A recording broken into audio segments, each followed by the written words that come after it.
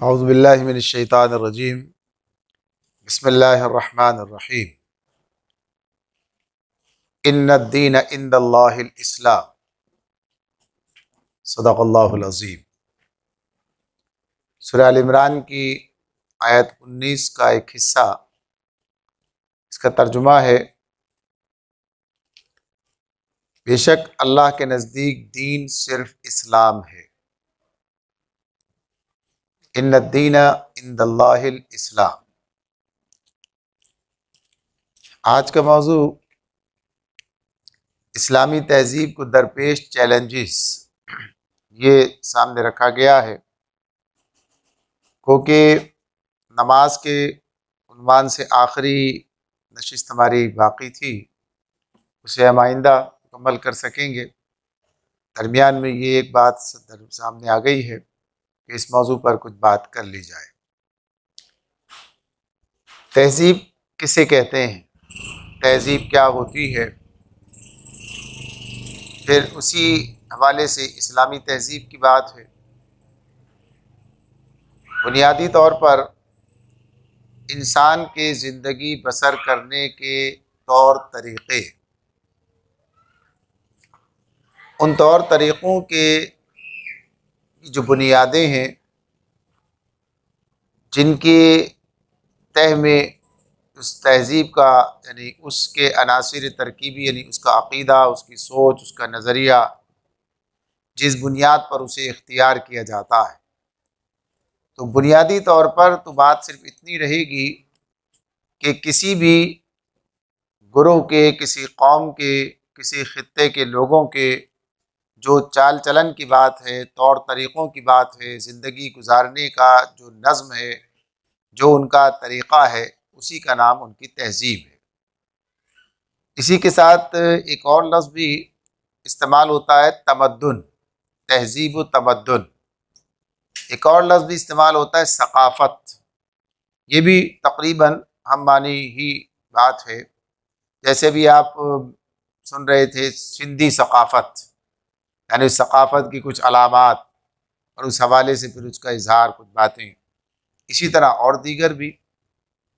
ये जो तरीक़ा है बुनियादी तौर पर कि जिस पर उस तहज़ीब की या उस उनके लोगों का जो निज़ामी ज़िंदगी उस्तवार होता है, जिस पर वो खड़ा होता है, जो तौर तरीक़े उनके होते हैं, जिन्हें माशरे की पसंदीदगी भी हासिल होती है, यानी माशरा उन्हें ओन करता है, यानी उन्हें तस्लीम करता है और माशरा उन्हीं बुनियादों पर आगे बढ़ता है।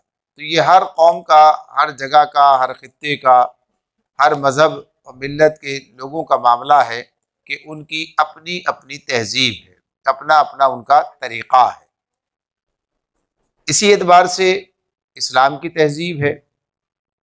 ज़ाहिर है कि जो मुसलमान हैं वो उस तहज़ीब पर अमल पैरा उन्हें होना चाहिए जो उनके दीन, उनके अक़ीदे की बुनियाद पर बनती है और जो उनके रहनुमा यानी मोहम्मद रसूलुल्लाह सल्लल्लाहु अलैहि वसल्लम उनके ज़रिए से उन्हें दी गई है और जो तरीक़ा उन्हें इख्तियार किया है, जो उनका मामलात, जिनके अखलाक़ियात, मामलात, जितनी भी चीज़ें इस हवाले से हो सकती हैं, उन सब से जो तरीक़ा हमें मिलता है, जो रहनुमाई मिलती है, उसी का नाम इस्लामी सक़ाफ़त करार पाएगा।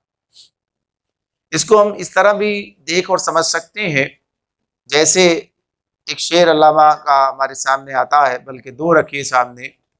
कहते हैं, शोर है हो गए दुनिया से मुसलमान नाबूद, शोर है हो गए दुनिया से मुसलमान नाबूद, हम ये कहते हैं कि थे भी कहीं मुस्लिम मौजूद।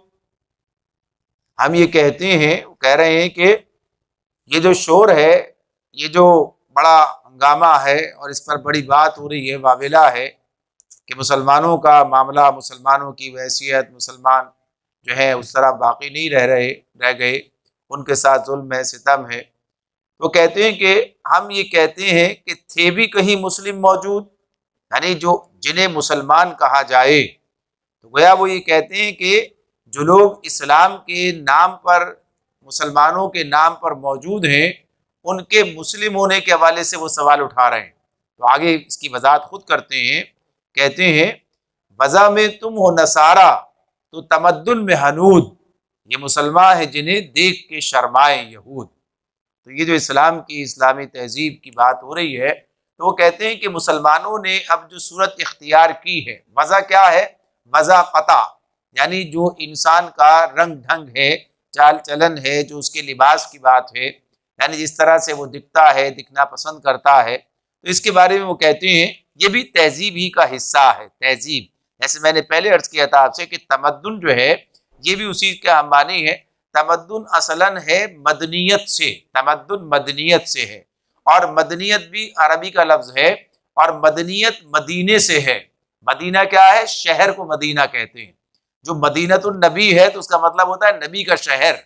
असल मदीने का जो लफ्ज है, मदीने का मतलब होता है शहर, इसी से मदनियत है, इसी से तमद्दुन है। तो ये जब मदीनतुन नबी हो जाता है या उसके साथ मदीने के साथ अल मदीना कह देते हैं, तो वो उससे मुराद वो शहर जो नबी करम सल्लल्लाहु अलैहि वसल्लम का है, जिसका नाम कभी यसरब था, तो वो मदीनतुन नबी है। असलन मदीने का मतलब है शहर।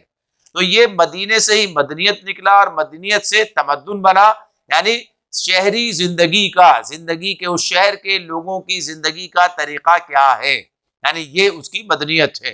तो इसी तरह से वो कहते हैं कि जो तुम्हारा मामला है, अगर तुम्हें देखो तो वज़ा में तुम हो नसारा, यानी देखने से पता नहीं चलता कि ये मुसलमान है कि नसारा है, इनके तौर तरीके जो हैं उनको देख के अंदाजा नहीं होता। और तमद्दुन में हनूद, यानी और जो आगे तहजीब का मजीद मामलात हैं, जो अखलाकियात के, अमाल के, किरदार के, रस्म व रिवाज के, तकरीबात के, तुम्हारे मामलात के, उसमें देखो तो पता चलता है कि हिंदुआना तहजीब है जो नज़र आती है। तो ये कहते हैं कि इस एतबार से कि फिर मुसलमानियत कहाँ है, तो इससे हमें पता चलता जाता है कि तहजीब से उनकी मुराद क्या है, और ये बात वाज़ेह है। तो जब हमारे सामने ये बात आती है कि इस्लाम अपनी एक अलग तहजीब रखता है, इस्लाम एक अलग तहजीब रखता है, और दीगर अक़वाम की अपनी तहजीब, हिंदुआना तहजीब है, मगरबी तहजीब है, मगरबी तहजीब का मामला अलग है, हिंदुआना तहजीब का मामला अलग है। ऐसे ही इस्लामी तहजीब भी अपना एक अलग वजूद रखती है, और इस अलग वजूद का मामला इस हवाले से है, जो आयत मैंने इस वक्त आपके सामने पढ़ी है। अल्लाह रब्बुल आलमीन ये बात हमें बता रहे हैं कि इन्नद दीन इंदल्लाहिल इस्लाम, अल्लाह के नज़दीक दीन इस्लाम है, या अल्लाह के नज़दीक दीन जिसे दीन कहा जाए, यानी दीन की जो वुसअतें हैं, इस एतबार से अगर कोई है तो वो इस्लाम ही है। या ये कहा जाए कि जिस तरह से ज़िंदगी गुजारने का जो तरीक़ा, जिसे दीन कहते हैं, अगर वो कोई मुफीद और इंसानों के लिए फ़ायदेमंद है तो वो इस्लाम ही है, जिसे अल्लाह ताला ने अता फरमाया है, जिसे अल्लाह ताला की पसंदीदगी भी हासिल है। तो जो लफ्ज़ दीन है, यानी हमारा दीन इस्लाम है, जब कोई हमसे पूछता है तो हम कहते हैं कि हमारा दीन इस्लाम है और हम मुसलमान हैं, हम मुस्लिम हैं। तो ये जो दीन का मामला है कि दीन किसे कहते हैं, दीन उस निज़ाम ज़िंदगी को कहते हैं। दीन का मतलब क्या होता है, निज़ाम ज़िंदगी। अगर उसे वैसे देखा जाए कि सिर्फ इतना अगर मुख्तसर बात की जाए तो उसका मतलब होगा निज़ाम, निज़ाम ज़िंदगी, ज़िंदगी बसर करने का तरीक़ा। और जब दीन इस्लाम की बात होती है, दीन की बात जैसे अर्ज़ की कि दीन तो एक अलग ही अपने जैसे मदनियत की बात है, इसी से ये भी निकलेगा कि दीन का मामला, जैसे कुरान मजीद हमारे सामने बात रखता है, हुवल्लज़ी अरसला रसूलहू बिलहुदा वद्दीनिल हक़्क़ि लियुज़हिरहू अलद्दीनि कुल्ली, लियुज़हिरहू अलद्दीनि कुल्ली। ये ज़रा सा मौजू आज का जो है, इस एतबार से कि इल्मियत अपने अंदर रखता है, और इसी एतबार से गोया कहिए कि ज़रा सकील भी है, ज़रा मुश्किल भी है, इसी लेकिन ये अपनी जगह मुफीद है कि हम इसको इस तरह से समझें और ये बात हमारी समझ में आए कि हाँ, हमारी अलग सकाफत, हमारी अलग तहजीब, हमारा अलग, और सब दीन की बुनियाद पर। तो ये जो आयत मैंने आपके सामने रखी, इस पर ज़रा गौर कीजिए। अल्लाह ताला ये बात कहते हैं, वो अल्लाह ही है, वही है जिसने अपने रसूल को हिदायत और दीन हक के साथ भेजा है, ताकि उसे तमाम अदियान पर गालिब कर दे, लियुज़हिरहू अलद्दीनि कुल्ली। अब ये जो बात इसमें के आयत का जो हिस्सा है, इस पर जरा गौर कीजिए कि लियुज़हिरहू इजहार दीन, यानी गालिब। इजहार का मतलब क्या है, जाहिर हो जाना, गालिब हो जाना। जो जाहिर है वही ऊपर है, जो नीचे है वो गायब है, जो नीचे है नजर नहीं आता है, जो सामने है वो नजर आता है। तो इसका मतलब इससे गलबे की बात है कि लियुज़हिरहु अलद दीन कुल, तमाम अदियान पर गालिब कर दे। इसका मतलब है कि और भी अदियान है, ये मतलब वो अदियान दीन की जमा है, यानी जितने भी निज़ाम जिंदगी हैं, जितने निज़ाम हाय जिंदगी दुनिया के अंदर पाए जाते हैं, उन सब पर इसे गालिब कर दिया जाए। तो इससे पता चल जाता है कि दीन तो एक आम लफ्ज है और दीन इस्लाम एक खास लफ्ज है। यानी दीन का मतलब माने आएंगे तो एक जैसे दूसरे दीन है, सारे दीनों की बात हो तो निज़ाम की बात है, जो निज़ाम वो देते हैं, जो तौर तरीके वो बताते और सिखाते हैं, तो हर एक का अलग दीन है। तो ये जितने भी नजरियात, जितने भी जिन पर जिंदगी के तौर तरीके कायम हैं, जो उसूल ज़वाबित कवायद जहाँ जिस माशरे के अंदर जो मौजूद हैं, उनके अपने तरीके और वही वहां पर राइज है और वही वहां पर पसंदीदा है। मसलन सरमायादारियत, सरमायादारियत क्या है? एक दीन है, एक निज़ाम है।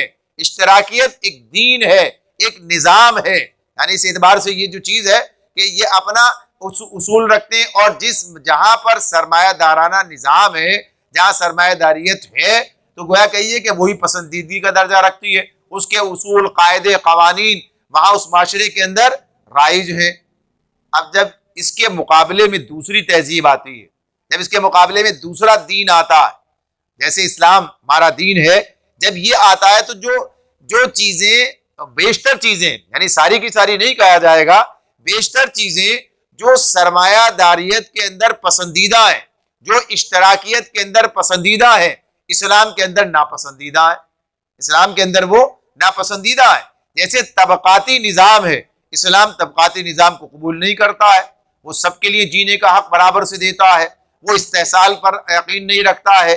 वो सरमाए की बेक़ैद बढ़ोतरी को और उसके बेक़ैद इस्तेमाल को, यानी इस पर कोई पाबंदी आयद न की जाए, इस्लाम इसका कायल नहीं है। तो गर्ज ये कि हर एक का अपना अलग। फिर उसी एतबार से जहाँ सरमायादार निज़ाम अपनी एक तहजीब बनाता है कि वहाँ वो चीज़ें फ़रोग़ देता है, वो चीज़ें परवान चढ़ाता है जिसकी बुनियाद पर सरमायादार जो है या सरमाए को फ़रोग़ हासिल हो। यानी वो ऐसे काम करेगा, वो ऐसी चीज़ें माशरे के अंदर लाएगा, वो ऐसे तौर तरीक़े वहाँ जारी करेगा जिससे उसका फ़ायदा हो।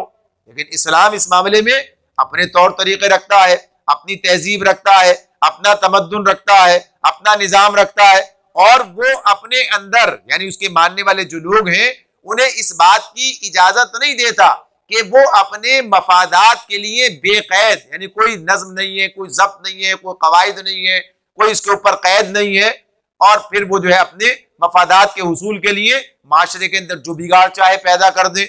इसकी गुंजाइश इस्लाम नहीं देता, इस्लाम इस पर पाबंदी आयद कर देता।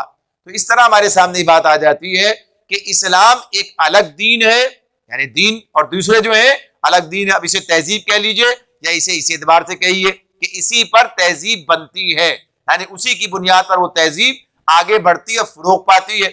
इस्लाम की तहजीब क्यों है, कैसे? जैसे आपने ये उन्वान देखा, इस्लामी तहजीब। इस्लाम क्या है? इस्लामिक दीन है। अब दीन है तो दीन की तहजीब, इस्लाम की तहजीब यानी दीन इस्लाम की तहजीब, यानी दीन इस्लाम किस तरीके से जिंदगी बसर करने के तरीके हमें बताता है, क्या उसके लिए वो हमें तालीम देता है।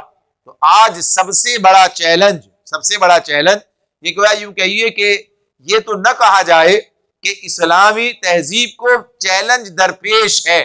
चैलेंज ये होता है कि कोई मुकाबले पर आए, अब उसके मुकाबले में सरवाइव करना, उसके मुकाबले के अंदर अपने आप को बालातर साबित करना।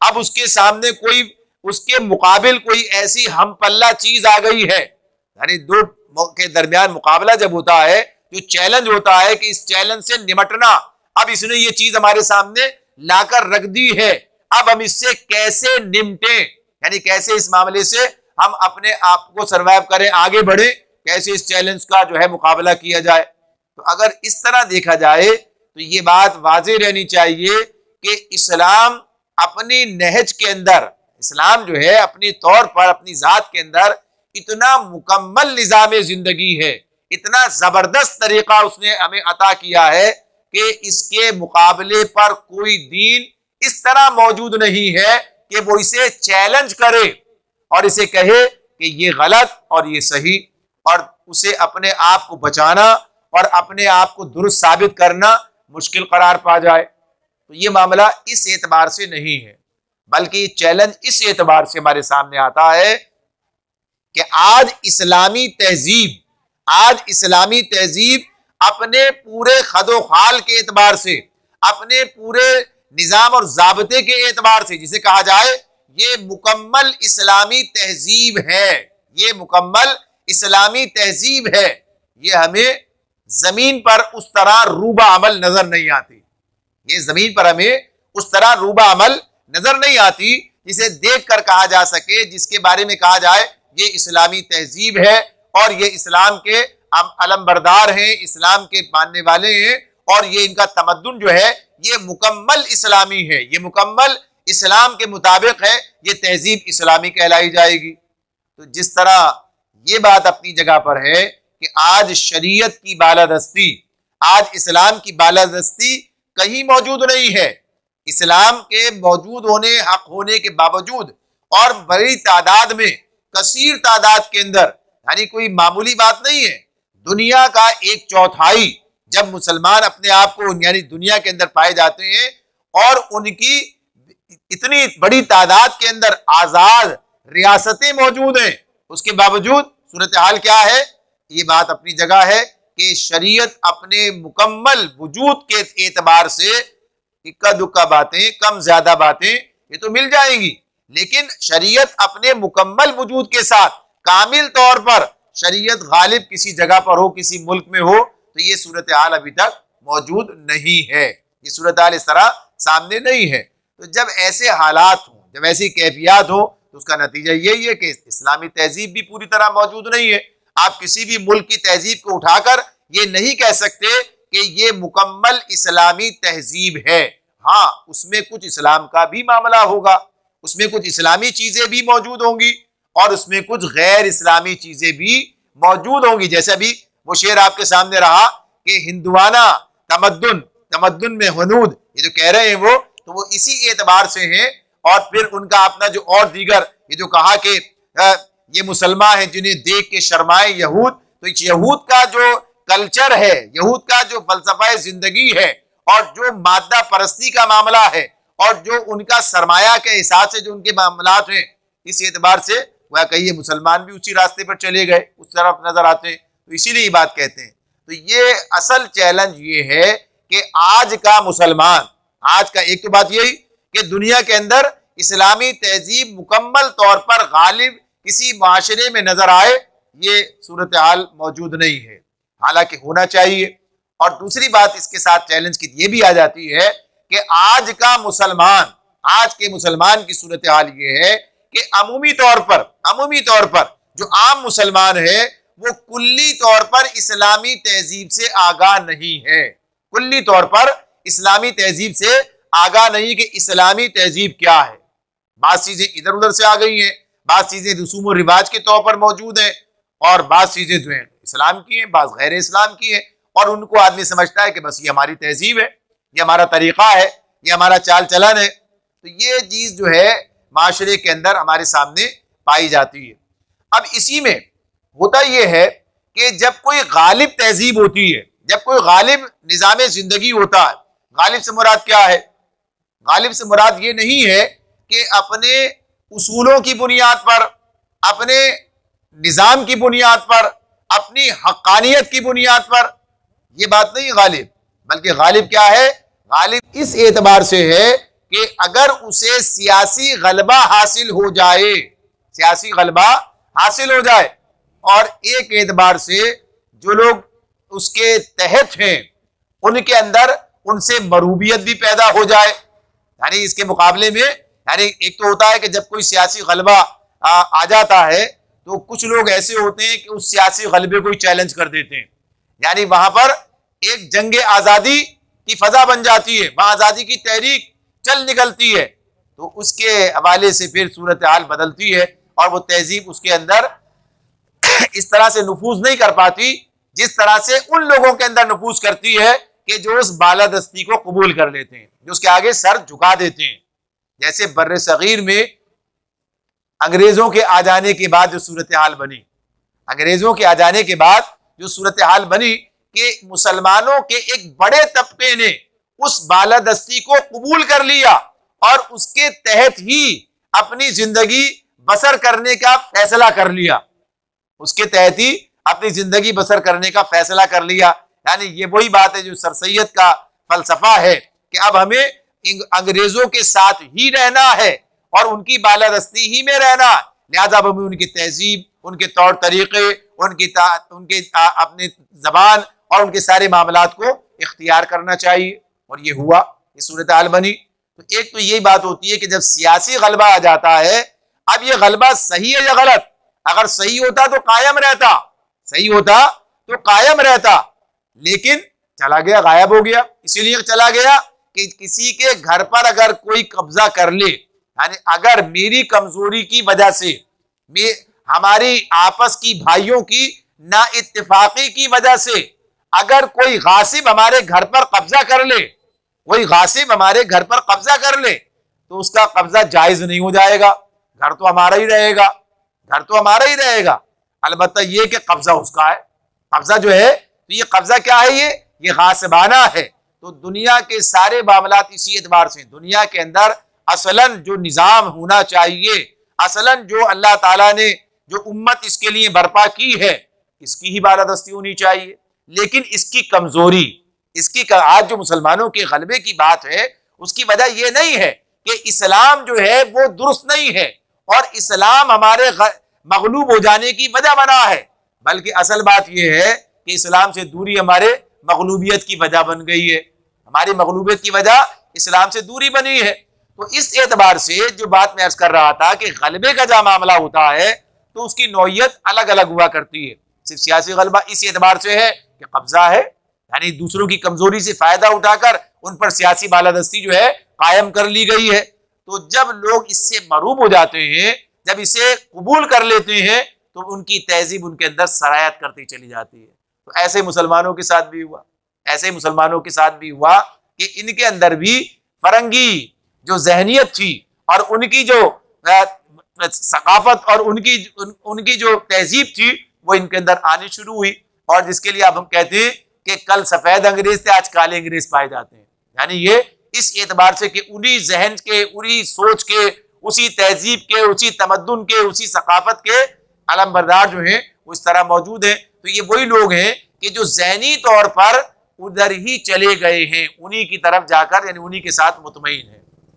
वरना सूरत हाल ये है कि आज मुसलमानों की सारी कमजोरी के बावजूद, आज मुसलमानों की सारी कमजोरी के बावजूद सूरत हाल ये है कि आज हमारे मुआशरे में बहुत सारी, जैसे अर्ज किया कि हिंदुआना रसूम भी मौजूद हैं, आज हमारे मुआशरे में दीगर और तहजीबों के हवाले भी मौजूद हैं, लोग उस पर हमें अमल करते हुए नजर आ रहे होते हैं।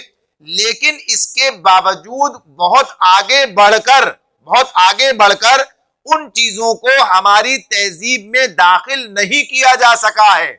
आज भी उन चीजों के खिलाफ एक मुजाहिमत है, और इसी बुनियाद पर है कि इस्लाम अपना एक वजूद रखता है, और बहरहाल मुसलमान होने के नाते से हमारा इस्लाम के साथ ताल्लुक तो मौजूद है। इसकी एक मिसाल ये है, मगरबी तहजीब देखिए, मगरबी तहजीब के अंदर हम जिन्स परस्ती कोई ऐब नहीं है। यानी मगरिब के अंदर, अब ये अलग बात है कि मगरिब में 100% लोग इस के अमल पर के हामी नहीं है, इस पर आमिल नहीं है। 100% लोग ऐसे नहीं है, बहुत थोड़ा सा कलील हिस्सा, ऐसा नहीं है कि आपके 50% लोग जो हैं वहां हम जिन्स परस्त हैं, ऐसा भी नहीं है, बल्कि बहुत थोड़ी तादाद हम ऐसी मिलेगी वहां पर कि जो इस ऐब के अंदर मुब्तला है, यानी कसीर नहीं, अक्सरियत उनकी नहीं है। लेकिन चूंकि तहजीब का मामला है, उन्होंने कानून के जरिए से, कानून साजी के जरिए से उसे अपनी तहजीब का हिस्सा बना दिया है। यानी अब उनकी तहजीब के अंदर ये कोई मजमूम, काबिल मजम्मत, ये कोई ऐब वाला फेल नहीं है, बल्कि ये क्या है, ये भी सैर, जैसे और काम होते हैं ऐसे ये भी एक काम होता है, जैसे और तौर तरीके ऐसे ये भी एक तरीका है। ये तो बिलाखिर हो गया ये तो उस तहजीब के अंदर हो गया कि उस तहजीब ने ये निज़ाम इख्तियार किया कि उसने शादी के इदारे को इंतहाई कमजोर कर दिया।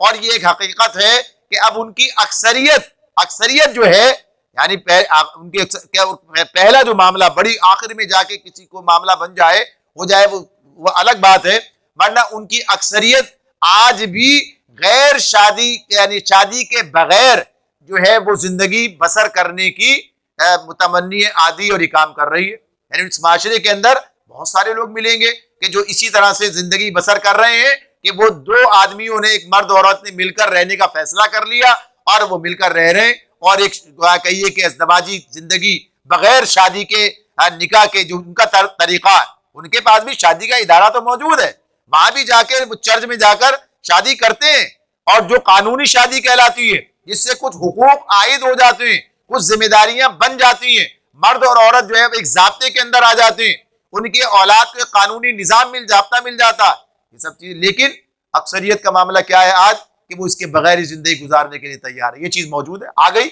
उस तहजीब के अंदर। तो ऐसा नहीं है कि तहजीब हमेशा से ऐसी थी। अब क्या ये तहजीब है, ये क्या है, ये उनकी तहजीब है, ये उनका तरीका है। उन्होंने खातून के मामले में जो जुल्म किया है, जो ज्यादती की है, उसको जिस तरीके से बरगला कर और उसको किसी और नाम पर, कभी किसी आजादी के नाम पर, कभी मसावियाना हुकूक के नाम पर, किसी भी नाम पर जो है उसे जिस तरह बेवकूफ बनाकर उसे जिस तरह जिनसी खुलूना बना दिया है और जिस तरह हर तरफ लेकर आ गए, उसका इस्तेहसाल है। ये अपनी जगह पर, वहां पर आज तहजीब का ऐसा कोई फर्क नहीं पड़ता। यानी इस मामले में कोई परेशानी की बात उनके दरमियान नहीं है, उनके माशरे के अंदर इस पर कोई रद्द अमल नहीं है, एक निज़ाम बन गया। लेकिन जैसे अर्ज किया कि हमजिन्स परस्ती का मामला ये नहीं है, लेकिन इसके बावजूद क्या चीज है कि कानूनन उनके निजाम का हिस्सा बना दिया गया, लिहाजा आज ये उनकी तहजीब का हिस्सा है, आज उनकी तहजीब का हिस्सा है। और हमारे पास क्या है, अभी फर्क की बात हो रही है कि इस्लामी तहजीब का मामला क्या है। इस्लामी तहजीब का मामला ये है कि इस्लाम मुसलमानों के तमाम तर कमजोरियों के बावजूद, ये सूरत हाल क्या है कि यहां आज वैसे भी यानी नजरी तौर पर भी हमजिन्स परस्ती का एक ऐब है, एक ऐब है, उसे कोई खूबी का दर्जा नहीं दिया जा सकता। यानी किसी की मजाल नहीं है कि कोई इस बात को किसी खूबी के तौर पर बयान करे।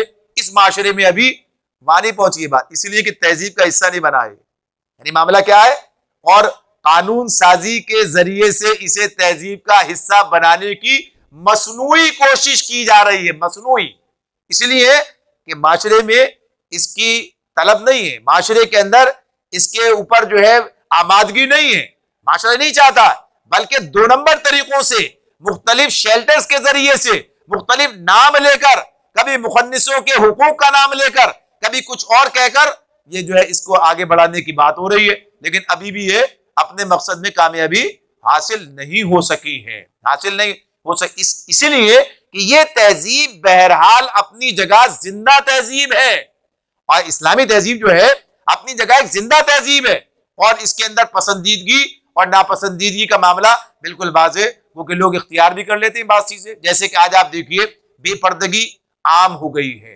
बेपर्दगी आम हो गई है। 1953 के एक जलसे का एक जुमला आज एक साहब मुझे डॉक्टर तस्सीम साहब सुना रहे थे कि ककरी ग्राउंड में मौलाना सैयद अबुल आला मौदूदी तकरीर कर रहे थे, और तकरीर करते हुए 2 बातें कही उस जमाने में, 1953 उस जमाने में बात की है। अब वो आहिस्ता आहिस्ता चल के कहां तक पहुंची है, तो एक बात उन्होंने ये कही कि पाकिस्तान का एक बड़ा मसला ये है कि यहां जमादार से लेकर यानी भंगी से लेकर और वजीर आजम तक करप्शन मौजूद है, यानी बेईमानी मौजूद है, बेईमानी का कल्चर जो है ये मौजूद है। इस एतबार से ये एक मसला। और दूसरी बात उन्होंने ये कही उस मौके पर कि यहां की औरतों ने तय कर लिया है कि वो पर्दे को खत्म करके रहेंगी, वो पर्दे को खत्म करके रहेंगी। तो आज सूरत हाल ये है कि आज ये हमारी तहजीब का हिस्सा बन गया है, चाहे मौलवी कुछ कहे, शोर मचाए, या कोई और ये बात कहे, लेकिन ये बात अपनी जगह है कि आज ये तहजीब का, कल्चर का, आज ये हमारे तमद्दुन का हिस्सा है।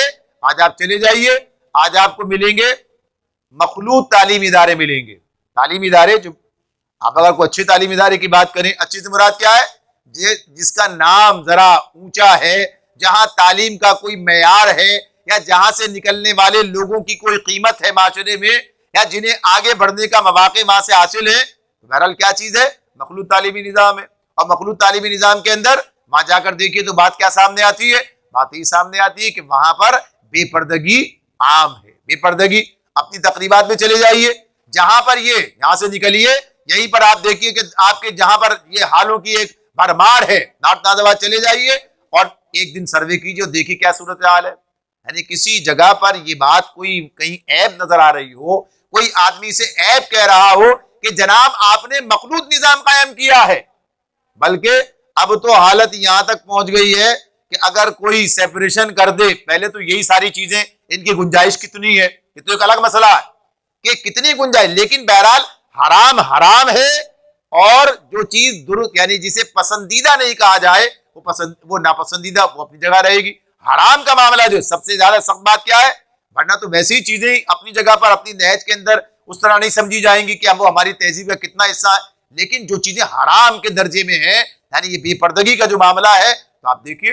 कहीं कोई बात नजर आए, इसके बजाय ये बात नजर आएगी साहब आपने सेपरेशन और कर दिया, अब बीवी वहां बैठी है मैं यहाँ बैठा हूं, बच्चे यूं, यानी मुख्तलिफ बहाने, मुख्तलिफ बातें, ऐसी बातें करके दूसरों का जो सामने मौजूद है जिसने काम किया है उसकी हौसला शिकनी की जाए, उसे मतून किया जाए। ये क्या काम कर दिया आपने, कौन सा तरीका है ये, सारी दुनिया में देखें यही हो रहा है, सारी आप अलग अकेले बने निकले हैं इस तरह इस मामले के लिए। तो गर्ज ये कि ये आज क्या हुआ, ये आहिस्ता आहिस्ता आहिस्ता आहिस्ता, पहले दिन का मामला नहीं है, ये पहले दिन का मामला नहीं है, ये आहिस्ता आहिस्ता ये जो कबूल करने, बर्दाश्त करने, गवारा करने, कंप्रोमाइज की बात, समझौते की बात, इसने ये दिन दिखा दिया कि आज ये सूरत हाल क्या है, ये हमारी तहजीब का एक हिस्सा बनकर सामने आ गया कि आज ये जो मखलूत महफिलें जो है और ये जो गोया कहिए कि बेहयाई का कल्चर वहां जो नजर आता है और बेपर्दगी का जो मामला नजर आता है, ये गोया आज हमारे माशरे का यानी हमारी सकाफत का हिस्सा बने। इस्लामी नहीं है ये, मैं नहीं कहता इसलिए कि हम मुसलमानों की, ऐसा नहीं है, बल्कि मुसलमान होने के बावजूद ये गैर इस्लामी तरीका, ये तहजीब का ये उनसर जो है ये हमारे अंदर शामिल हो गया है।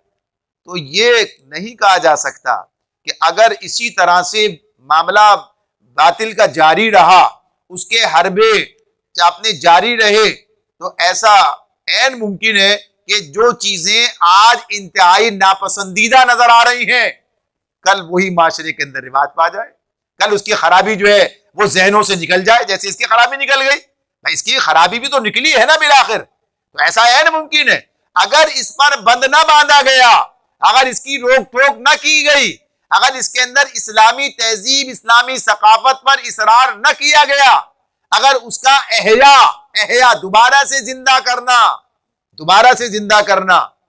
ये जो आप वो हदीस सुनते हैं और उसका इतना बड़ा अजर की बात हो रही है, इतना बड़ा मामला कि कहा जो मेरी सुन्नत को जिंदा करे, जब वो मर जाए, मरती नहीं है वो जिंदा है हमेशा के लिए, मरने से मुराद क्या है, हमारी जिंदगी में मर जाए, यानी हमारी जिंदगी में वो जिंदा जावे, जीती जागती मौजूद न रहे, उसका एहया करना, दोबारा से उसे माशरे में आम करना, उसका चलन आम करना, उसको जिंदा कर देना। जैसे आज ये चीज है कि आज माशरे के अंदर शरीयत की बालादस्ती नहीं है, इसको बालादस्त करने का काम करना ये नबी सल्लल्लाहु अलैहि वसल्लम की सुन्नत है, यह फर्ज है, यह आपका हुक्म है। तो गर्ज ये कि ये काम क्या है, 100 शहीदों के अजर के बराबर बात हो रही है। तो इसी बुनियाद पर है कि काम आसान नहीं होता, जब चीजें अपने नहज के अंदर ही बदल जाएं, जब बुनियादें ही ढह जाएं, जब चीजें बुरी अच्छी समझे जाने लगे, जब उन्हें माशरा कबूल कर ले, वो माशरे के अंदर राइज हो जाए, वो उसकी तहजीब बन जाए, वो उसकी सकाफत करार पा जाए, तो फिर जाहिर सी बात है कि उसे बदलना बड़ा मुश्किल काम है। उसके लिए बड़ी जिद्दोजहद दरकार है, उसके लिए बड़ी इस्तकामत चाहिए, उसके लिए बड़ा मुकाबला चाहिए उससे, और उसके लिए बड़ा काम चाहिए जो हमें सबको करना पड़ेगा। तो गर्ज ये कि जो चीजें आज इस तरह से मौजूद हैं, यानी जिनका मामला इस तरह से है कि जो तहजीब इस्लामी तहजीब के अंदर मौजूद नहीं है, इस्लामी तमद्दुन के अंदर उनका कोई मुकाम नहीं है, वो इस्लामी सकाफत नहीं है, लेकिन मुसलमानों के अंदर पाई जाती हैं, तो उन्हें देश निकाला देना होगा, उन्हें देश निकाला देना होगा। तो ये चैलेंज इस्लामी तहजीब का नहीं, मुसलमानों का चैलेंज है। मुसलमानों से हमारे लिए एक चैलेंज है। ये चैलेंज कहाँ है? ये हमारे लिए चैलेंज है। और ये बात अपनी जगह है, ये बात अपनी जगह है कि ये जो चीजें हैं, ये जो मामलात हैं, जो तहजीबें मुख्तलिफ जिन्होंने यलगार की है, जिन्होंने हमारे माशरे के अंदर दाखिल होने की कोशिश ही नहीं की, बल्कि एक हद तक वो हमारे अंदर नुफूस कर गई हैं, इनकी कोई बालादस्ती इस एतबार से नहीं है कि ये इस्लाम के मुकाबले में बेहतर है। ऐसा नहीं है।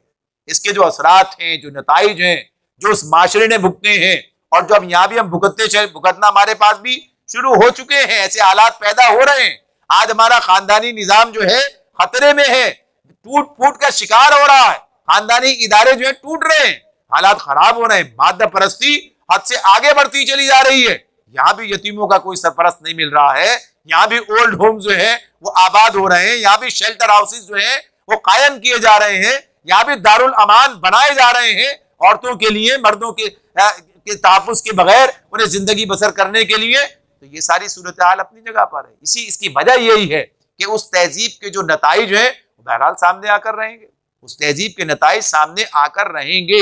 वो एक हद तक तो वहां पर आए हैं, एक हद तक आए और आ जाएंगे, जल्दी आएंगे, कुछ ज्यादा दूर की बात नहीं है।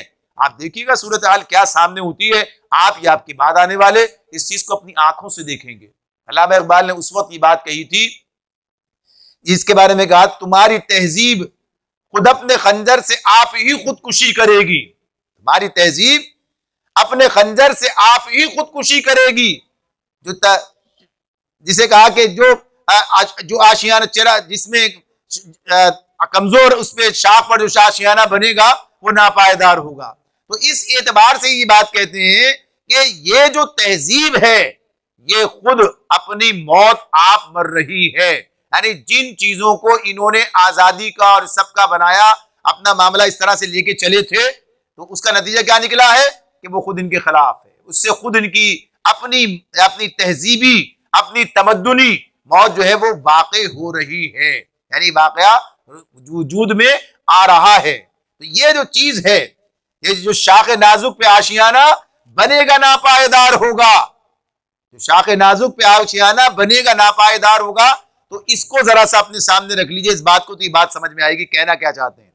एक बात तो ये कह रहे हैं कि जो तहजीब जिस पर मर मिटे हैं, जिस तहजीब को हम देखते हैं, ये तहजीब अपनी नहज में, अपनी बुनियाद के अंदर, अपने अंदर जो कमजोरी रखती है, तो वही चीजें जिन्हें इन्होंने अपने लिए आजादी, अपने लिए गोया कहिए कि तरक्की, अपनी ख्वाहिशात नफ्स, उसके लिए जो इन्होंने उनको इजाद किया, उस पर अपना निजाम जिंदगी बनाया है, यही इनको लेके डूब जाएगा।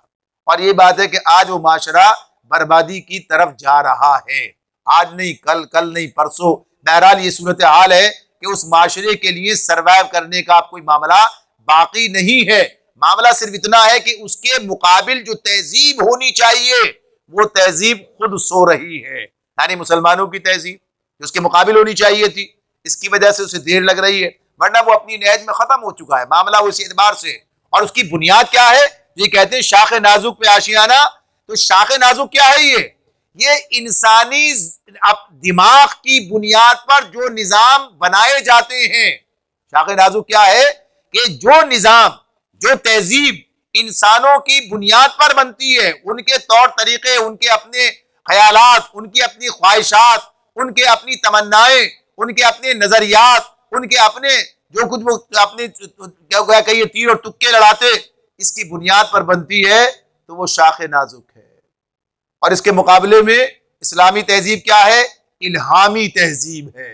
अल्लाह रब्बुल आलमीन की जानिब से ये दीन हमें अता हुआ है, अल्लाह रब्बुल आलमीन की जानिब से ये दीन हमें अता हुआ है। लिहाजा इस दीन की बुनियाद पर, ये दीन जो तहजीब देता है, ये जो तमद्दुन बनाता है, ये जो माशरा बनाता है, ये जिन उसूलों पर माशरे को खड़ा करता है, वो माशरा इंतहाई ताकतवर होता है, इंतहाई ताकतवर होता है। और दुनिया की कोई तहजीब उसका मुकाबला करने से कासिर होती है। यही वजह है कि जहां इस्लाम गया वहां कोई दूसरा बाकी न रह सका। वो दौर बात के एतबार में तो कमजोरी है, हमने दूसरों से असर कबूल कर लिया, यानी मामला ये था। वरना ये आप देखिए सहाबा के दौर में जहां गए, क्या ईरान मुसलमान मुल्क था क्या? वहां तो मजूसी थे, वहां तो मजूसी थे। यहाँ जो मामला है कि इस एतबार से ये जो सूरत हाल के आतिश परस्त थे वहां, तो ये जो सूरत हाल है कि इसमें वहां गए तो क्या नतीजा निकला, वहां जो चीज सामने आई कि पूरे का पूरा मुल्क मुसलमान हो गया, अक्सरियत जो है उसकी बड़ी गालिब आज मुसलमान मुल्क है, आज मुसलमान मुल्क है। तो ऐसा नहीं, किस वजह से कि इस्लामी तहजीब के अंदर इतनी ताकत है, इस्लामी तहजीब के अंदर ऐसी मकनातीसियत है, इस्लामी तहजीब के अंदर इतना वजन है, उसके अंदर इतनी चमक दमक है कि जो उसके सामने आता है फिर वो उसे नजरें चुराकर पलट नहीं सकता है, नजरें चुराकर पलट नहीं सकता। लिहाजा और ये मामला फिर जाहिरी जेबो जीनत का, चकाचौंध का नहीं है। अगर जाहिरी होता तो सामने वाले होते, बाद वाले नहीं होते। नस्लन दर नस्लन अब सब मुसलमान है वहां पर, नस्लन दर नस्लन सिलसिला उस वक्त से चलकर अब तक चला आ रहा है। और देख लीजिए दुनिया के बेशुमार ममालिक आपके सामने, ये मलेशिया, ये इंडोनेशिया, जहां कोई जंग भी नहीं हुई है, जहां कोई जंग भी नहीं हुई है और सिर्फ मुसलमान ताजिर वहां गए हैं, लेकिन जो तहजीब लेकर गए, जो अखलाक लेकर गए, जो मामलात लेकर गए, जो अपने तौर तरीके लेकर गए, जो अपनी तकरीबात लेकर गए, जो अपने रस्म रिवाज, तहजीब, तमद्दुन, अपने शादी का इदारा, अपने खानदानी रिवायात, मामलात, सारे दुनिया उनसे मुतासिर हो गई, दुनिया ने इस्लाम कबूल कर लिया। यानी मामला लेकिन किस वक्त है कि जब इस्लामी तहजीब अपनी असल शक्ल में कुल की कुल मुकम्मल जो है मौजूद है और नाफिजुल अमल है एक मुसलमान की जिंदगी में और मुसलमानों के इज्तिमाई इदारे यानी रियासत के अंदर मौजूद है। तो सबसे बड़ा मसला आज यही है कि इस्लामी तहजीब की समझ हासिल होना, इस्लामी तहजीब का इल्म होना और उस तहजीब पर इसरार करना कि ये हमारा दीन है, ये हमारा दीन है, ये हमारी दुनिया आखिरत दोनों की फलाह का जामिन है, जरिया है। वरना इंसान को बेगैरत बनाने के लिए बहरहाल कोई बहुत ज्यादा कोशिश नहीं करनी पड़ती है। कोई बहुत शैतान जिस रास्ते पर चला है, शैतान ने जो तरीका तय कर रखा है, आज हमारा माशरा उस तरफ जा रहा है। आहिस्ता आहिस्ता ये चीजें, अब आप देखिए कुछ दिन के बाद वो आ जाएगा अभी, यानी वैलेंटाइन आ जाएगा, यानी उसके पता चले ये आहिस्ता आहिस्ता आहिस्ता आहिस्ता बढ़ता जाता, आहिस्ता आहिस्ता चीजें माशरा कैसे गवारा कर रहा है, यहाँ कैसे उसे कोई प्रोडक्शन मिल रही है, यहाँ कैसे ये मीडिया जो मुसलमानों का है, जहाँ सारे मामलात। लेकिन आप देखिएगा पता चले 4 औरतें 10 मर्द हैं और ये सूरत हाल क्या है, औरत मार्च हो रहा है, फला हो रहा है, ये सब हो रहा है। और हमारे जो मीडिया है, हमारे जो मज़ामीन है, हमारे जो अखबारात हैं, पता चले प्रोटेक्ट कर रहे हैं, उन्हें तहफ़्फ़ुज़ फराहम कर रहे हैं, उन्हें जो है गोया कहिए कि इस तरीके से माशरे के सामने पेश किया जा रहा है, गोया बहुत बड़ा मामला है, बहुत बड़ा काम है ये तो असल तहजीब तो यही है, असल आज़ादी तो यही है। हालांकि वो क्या है, वो बदतहजीबी है, वो बेहयाई है, वो बेशर्मी है, वो इस एतबार से कि वो इस्लाम के मुकाबले में शैतान की कार फरमाई है, वो इस्लामी तहजीब को सबोताज करना चाहता है। और ये बात याद रखिए, अल्लाह रब्बुल आलमीन ने सूरह आराफ में ये बात हमें बताई है, सूरह आराफ में बात बताई है। इसको देखेंगे कि अल्लाह ताला कहते हैं शैतान ने जब आदम और हव्वा अलैहिस्सलाम इनसे गलती कराई, यानी वसवसा डाला, गलती कराई, तो क्या नतीजा निकला, उनके लिबास उनके ऊपर से उतर गए। पढ़े कुरान क्या है, मरहना हो गए। तो अल्लाह ताला ने उसी बात को आगे बयान करके ये कहा है, देखो शैतान तुम्हें उसी तरह फिर से तुम्हें किसी फितने में मुब्तला न कर दे, बेहयाई के जरिए से, फाहिशी के जरिए से। और ये शैतान का सबसे बड़ा हथियार है, सबसे बड़ा हथियार है। आज देखें पता चलेगा आज वो लोग किस तरह इससे परेशान हो रहे हैं। आज हमारे मुल्क के अंदर फहाशी जिस तरीके से उसको आगे बढ़ाने का पूरा एहतमाम किया जा रहा है, पूरा एहतमाम किया जा रहा है। आप देखिए जो चीजें उधर ले जाने वाली हैं कितनी आसानी के साथ दस्तयाब है, कितनी आसानी के साथ दस्तयाब है, कितनी आसानी के साथ हर चीज जो है उस तरफ ले जाने वाली मौजूद है। जब इसका आगाज हुआ था, यानी यही इंटरनेट की बात देखिए, यही मोबाइल सर्विसेज की बात देखिए, ये सारे मामलात हैं, हर दिन है कि सस्ता होता जाता है। हर मामला जो है इस एतबार से वह कहिए रोटी महंगी होती जाती है। उस वक्त रोटी कितने की थी और मोबाइल फोन के कॉल कितने की थी, आज रोटी कितने की है और ये कितने की। ज़रूरियात ज़िंदगी तो किसे कहते हैं? ज़रूरियात ज़िंदगी तो ये है ना असलन। अगर कल ये मामला इस तरह था तो आज क्या हो गया भाई? कल जब ये पैसे देकर लेना पड़ता था इसका कनेक्शन और ये सब कुछ हुआ करता था और रोमिंग और फला और ये और इस तरह, और आज 5 रुपए दीजिए सारी रात बैठे रहिए। यानी क्या मकसद है? क्या मकसद है? बर्बाद करना, इसको बर्बाद करना पर पूरे मंसूबे के मुताबिक। और जिस तरीके से फाश वेबसाइट्स और सारी चीजें अवेलेबल हर एक के लिए, हर एक के लिए, याद रखिए, याद रखिए, आज के इस दौर में जो इससे बचेगा बड़ा मुजाहिद होगा, बड़ा अल्लाह का वली होगा। यानी जब बुराई के मौके दस्तयाब हो उस वक्त उनसे बचना बहुत बड़ी नेकी की बात है। ये जब मौके ही नहीं थे, हमारा दौर मौके ही नहीं है, जब आदमी के पास और बचता है तो वो क्वालिटी नहीं है। जब मौका मौजूद है, मौके बिल्कुल अपने दस्तरस में है, उसके बावजूद बुराई को बुराई समझ के छोड़ देना, बुराई को बुराई समझ के छोड़ देना और शैतान की चाल से बच जाना। यानी जब मौके मौजूद है, कोई देखने वाला नहीं है, कोई पूछने वाला नहीं है, कोई मसला नहीं है, हर चीज दस्तयाब है, और उस वक्त आदमी का अपने आप को बचाना, तो ये बहुत बड़ी नेकी है। आज जो इस रास्ते पे चलेगा, आज जो हया का कल्चर इख्तियार करेगा, आज जो हया की तहजीब अपनाएगा, आज जो अपने दिमाग की, अपनी आंखों की, अपने पेट की हिफाजत करेगा, अपने नफ्स की हिफाजत करेगा, इससे बड़ा वलीउल्लाह कोई नहीं है। यही तो है कि जिसने अल्लाह की खातिर अपने नफ्स को शिकस्त दी है, काबू में रखा है, उसे बेकाबू नहीं होने दिया। आज क्या छोटा, क्या बड़ा, क्या जवान, क्या बूढ़ा, आज सब के सब जो है इस दलदल के अंदर फंसने के सारे सब के सब जो है इसमें, इसके जिसे कहते हैं ना हदफ, टारगेट है, ये उसके किनारे खड़े हैं।